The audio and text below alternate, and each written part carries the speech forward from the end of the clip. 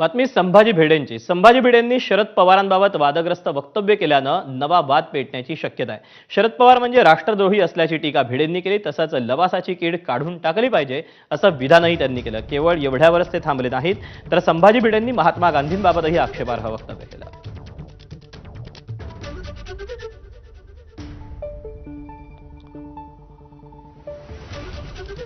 केवळ मत्सरग्रस्त इतकंच तुझं वर्णन करता येईल, मला जास्त करता येणार.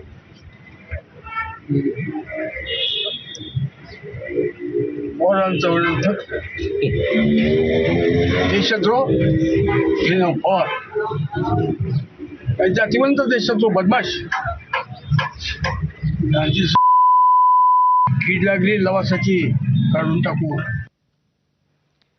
संभाजी भिडे यांनी याआधी देखील अनेकदा वादग्रस्त वक्तव्य केली आहेत. यावेळी त्यांनी शरद पवारांना टार्गेट केल्यानंतर ठाकरेंच्या शिवसेनेचे नेते अंबादास दानवे यांनी प्रतिक्रिया दिली आहे. तेव्हा बाकी टीका टिप्पणी करणं अयोग्य आहे किंवा योग्य आहे ज्याचा त्याचा प्रश्न आहे, पण राष्ट्रद्रोही शरद पवार साहेबांना म्हणणं हे अतिशय चुकीचं आहे. शरद पवार साहेब या देशासाठी, या महाराष्ट्राशी झिजणारं एक नेतृत्व आहे.